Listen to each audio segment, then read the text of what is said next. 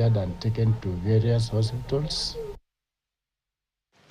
Kituo cha mabasi cha Kisumu kinashuhudia idadi kubwa isiyo ya kawaida ya abiria kulinganishwa na idadi ndogo ya magari ya abiria, alilosababisha muda mrefu wa kusubiri na kuongezeka kwa nauli, huku maelfu ya watu wakitafuta usafiri kuelekea makwao kabla ya sherehe za Krismasi.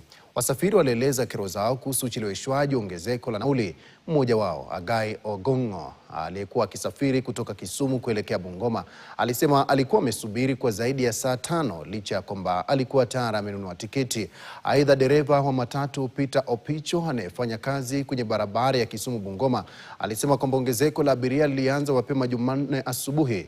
James Omwa, katibu mkuu wa chama cha wamiliki wa matatu kwenye kaunti ya Kisumu, alisema dereva lazimika pia kuongeza nauli kwa kiasi kidogo ili kufidia gharama za mafuta katika shinikizo lilosababishwa na upungufu wa magari.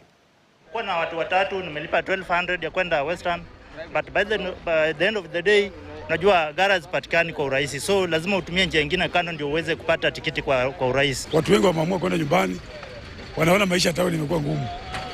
Watu ndio hiyo wameamua kwenda nyumbani. Lakini sasa NTSA pia wamefanya magari mingi sana kwa barabara, zinakosa kufika, zinashikwa, zinakosa kufika kwenda. Tumeona ongezeko la abiria katika bus park letu la Kisumu na tumeweza kuimidhi usafiri yao sababu tuko na magari ya kutosha, ingawa tunachukua zingine kutoka Nairobi. Saa zingine inabidi tunaongeza nauli kidogo sababu usafiri inakuwa ni ngumu katika barabara. Kama saa hizi kutoka hapa Kisumu mpaka Nairobi unapata ni shilingi 500. Unajua kuna abiria wa kwenda Nairobi.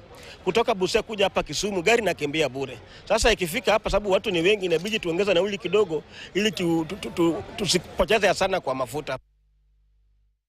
Naam, tusalie katika taarifa inahusiana na shamra za Krismasi. Naibu Inspekta Jenerali wa polisi